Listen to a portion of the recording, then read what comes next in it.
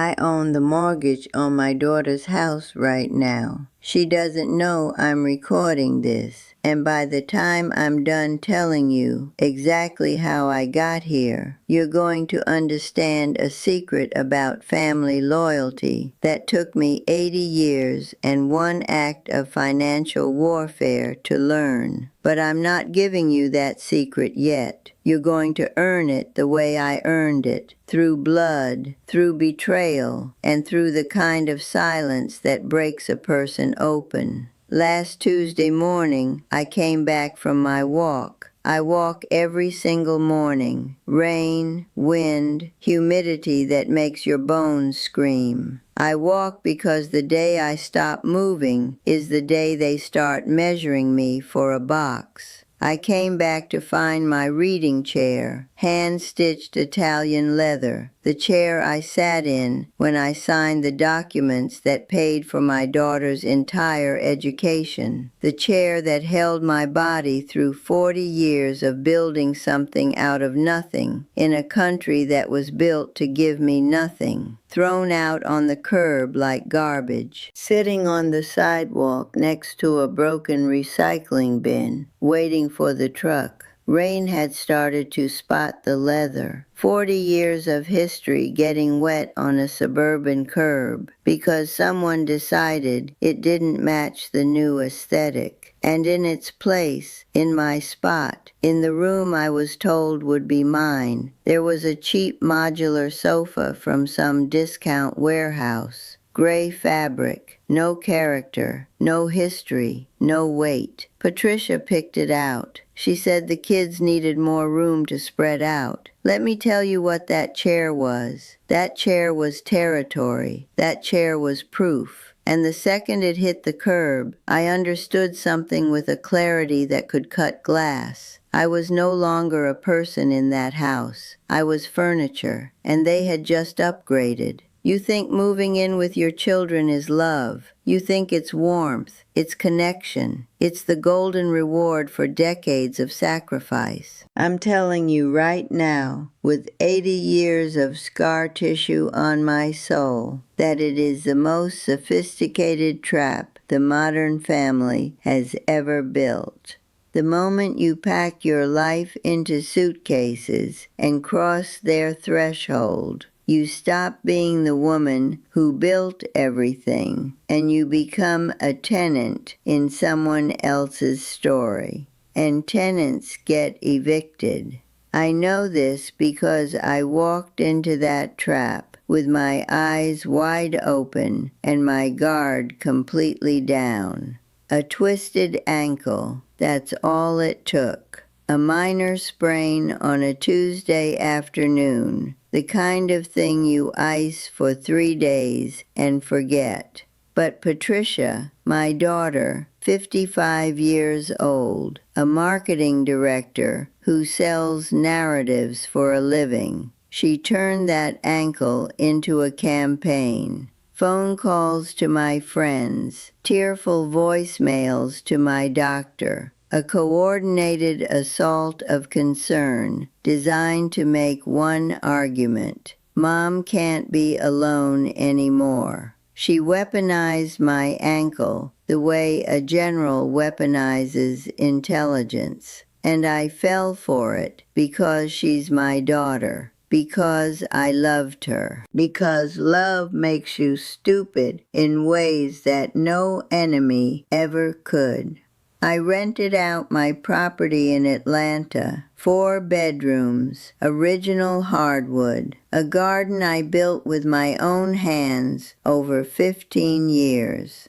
I rented it to strangers, and I moved into the suburbs, into a guest room at the back of Patricia's house. A guest room. The woman who financed that house, who wrote the check for the down payment, who co-signed the original loan because Greg's credit was a disaster, was sleeping in the guest room at the back, behind the laundry machines, in a space with one window that faced a fence. And here's what nobody tells you about that first week. You feel grateful. You feel warm. You sit at their dinner table and you think, this is what I worked for. This is the reward. And that gratitude is the anesthesia. While you're feeling loved, they're already reorganizing the house around your absence. Your things start disappearing. Not all at once. That would be too obvious. A box here. A painting moved to the garage. Your toiletries pushed to the back of the bathroom cabinet to make room for the children's bubble bath. It's territorial erosion. Inch by inch, your presence shrinks until you fit inside the dimensions they've assigned you. But before I tell you how they tried to steal my house, my car, and my legal identity, you need to understand something about the system that made all of this possible. The architecture of this country was designed with a specific blueprint for women who look like me. Black women who built wealth were never supposed to keep it. The system doesn't come for you with chains anymore. It comes with smiles. It comes with concerned phone calls from daughters and sons-in-law and real estate agents who pat your hand and ask if managing your own property isn't just a little too much stress for your tired heart. The machine expects one thing from an 80-year-old black woman with assets: surrender. Hand it over. Be grateful they let you sit at the table at all. Disappear into a back room and babysit for free and die quietly so the inheritance can flow. When Greg, Patricia's husband, 58, a man drowning in commercial loans he took out to fund businesses that failed because he has the financial instincts of a child with a credit card. When Greg sits across from me at dinner and talks about consolidating our finances, he is not offering to help me. He is not being kind. He is not being practical. He is executing a playbook that has been running in this country since before I was born. A playbook that was printed on the same paper as redlining maps and denial letters from banks that wouldn't lend to neighborhoods that looked like mine. The playbook says old black women don't need autonomy. Old black women are grateful for a roof. Old black women hand over the keys and the deeds and the account numbers because family is family and blood is thicker than your bank statement. I have watched this playbook destroy women stronger than me. Women who survived Jim Crow, who marched, who built businesses in neighborhoods the banks wouldn't touch, who raised children alone on salaries designed to keep them crawling. And those women ended their lives in spare bedrooms, stripped of everything, because a son or daughter told them it was safer this way. Month 2 in Patricia's house, I discovered the depth of what I was dealing with. My things were being boxed, not asked about, not discussed. Boxed. My personal items, framed photographs, my mother's quilts, books I'd been collecting since I was 30, packed into plastic bins and stacked in a damp garage between Christmas decorations and Greg's broken exercise equipment. When I confronted Patricia, she hugged me and said they were just making space. Space for what? Space for whom? I was being compressed. My entire life, decades of accumulation, of meaning, of identity, was being reduced to what could fit in a 10 by 10 room with bad ventilation. Then Greg started adjusting the thermostat. 62 degrees in November. He said it was better for the heating bill. I spent my evenings under 3 blankets in that back room, shivering, listening to the house settle around me like it was swallowing me whole, while he and Patricia watched television in a heated living room with the fireplace going. The children ran around in t-shirts. Nobody was cold but me. You think that's an accident. You think that's about saving money. That man drives a truck that costs more per month than most people's rent.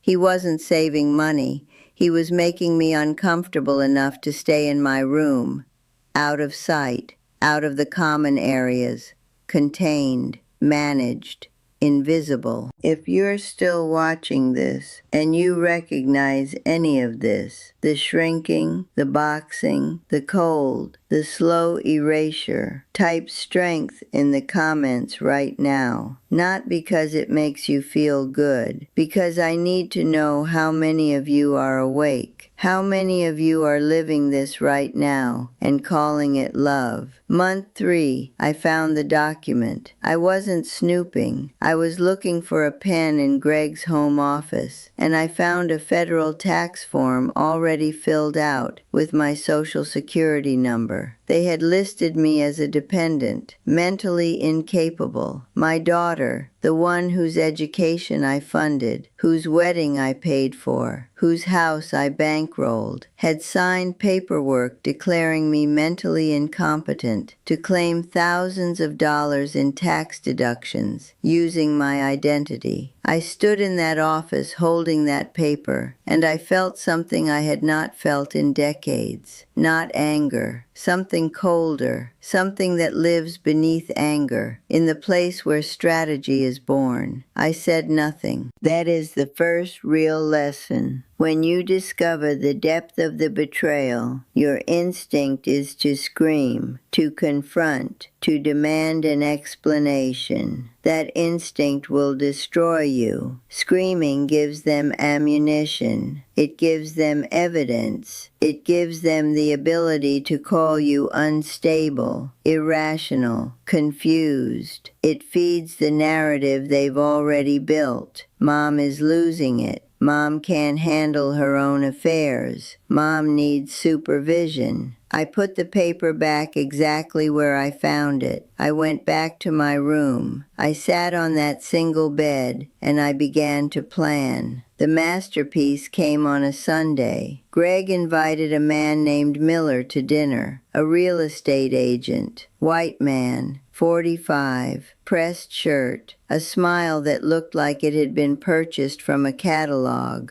Greg met him at a golf club my down payment made possible, though Greg would swallow his own tongue before admitting that. Miller sat at my table, ate food I helped prepare, and then turned to me with that smile and asked if managing property at my age wasn't a little too stressful for my heart.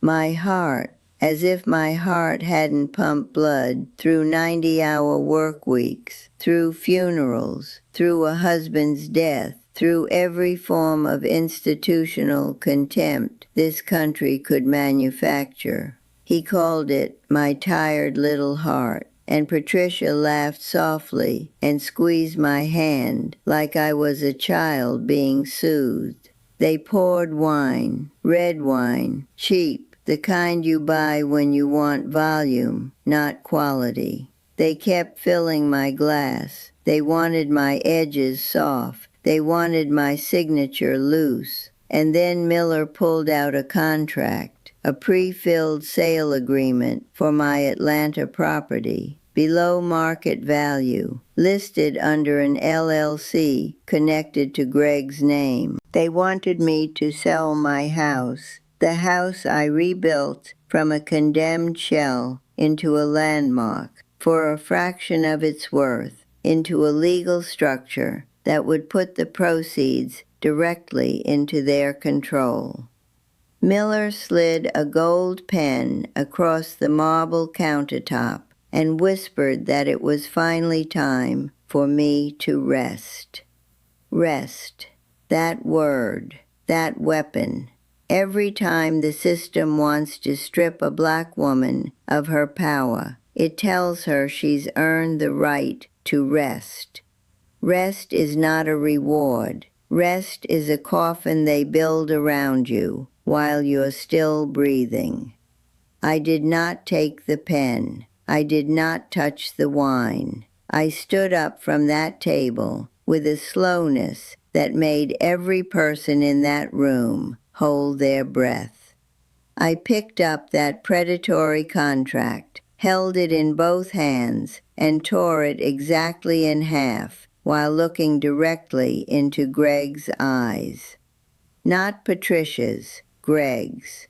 Because Greg was the architect, Patricia was the instrument, but Greg was the hand that tuned her. I placed the two halves on the table, removed my reading glasses, and walked to my room without a single word. Silence, when deployed correctly, is louder than any confrontation. It is the sound of a woman who has already made her decision and no longer requires your participation.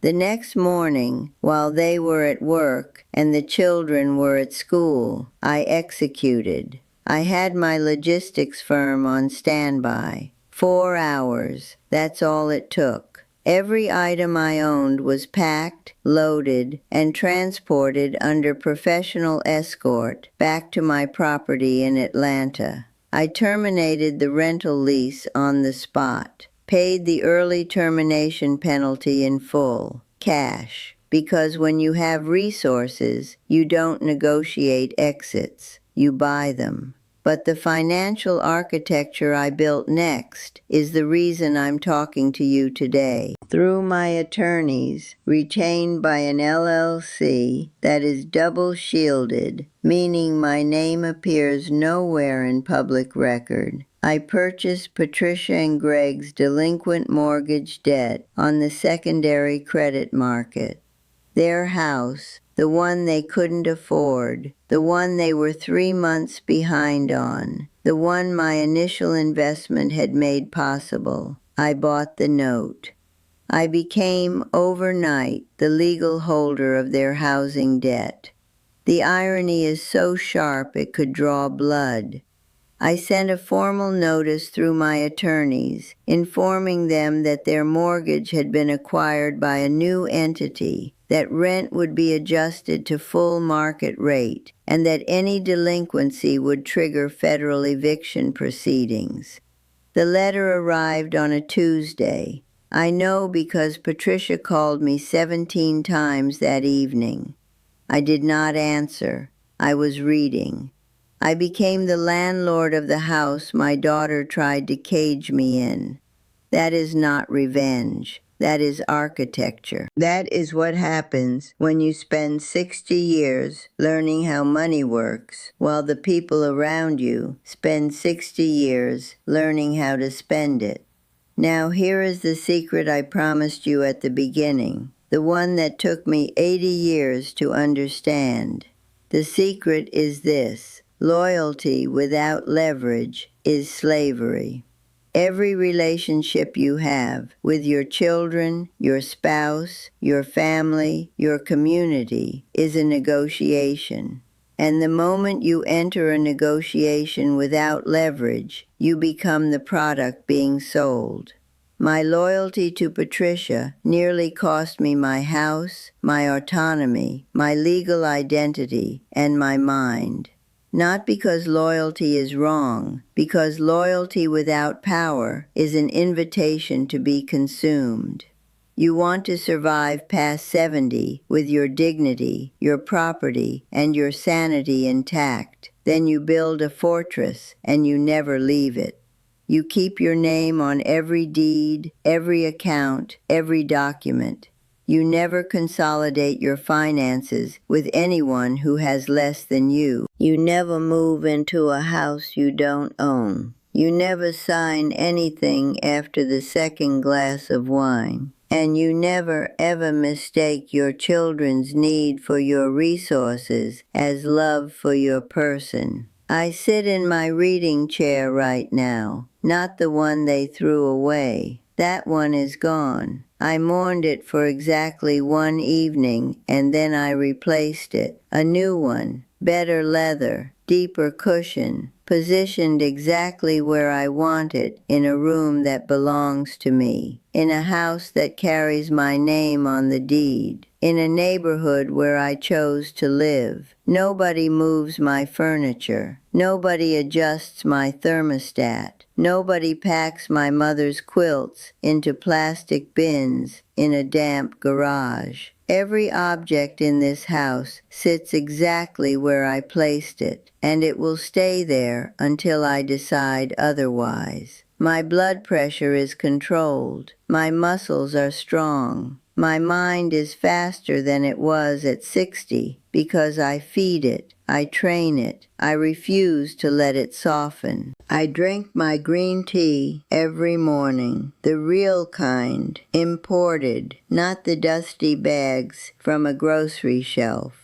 I do my 30 minutes of cardiac coherence meditation because my nervous system is a weapon and I maintain it like one. I eat clean protein because my body is the vehicle that carries my sovereignty and I will not let it rust. Patricia called last week. She wanted to talk. She said she missed me. She said the children ask about me. I listened. I did not soften. Missing someone and respecting someone are two completely different currencies, and she has only ever traded in the first. When she learns to pay in respect, I will answer the door. Until then, my fortress has walls for a reason. You're still here. Good. That means something in you recognized the truth before I had to spell it out. So here is what you do next. You go home tonight and you look at your living situation. You look at whose name is on the lease, the deed, the accounts. You look at who controls the thermostat, who decides where your belongings go, who has access to your social security number. And if any of those answers make your stomach turn, then you have work to do. Hard work, uncomfortable work. The kind of work that makes your family call you difficult and your friends call you cold. Let them. Difficult women keep their houses. Cold women keep their bank accounts. And women who refuse to be moved keep their lives. Comment below and tell me the worst thing someone tried to make you sign under the disguise of family protection. Tell me about the document they slid across the table when you were tired, when you were grieving, when you were medicated, when you were just grateful enough to stop reading the fine print, or keep living in the back room of your own collapse. Keep calling it love.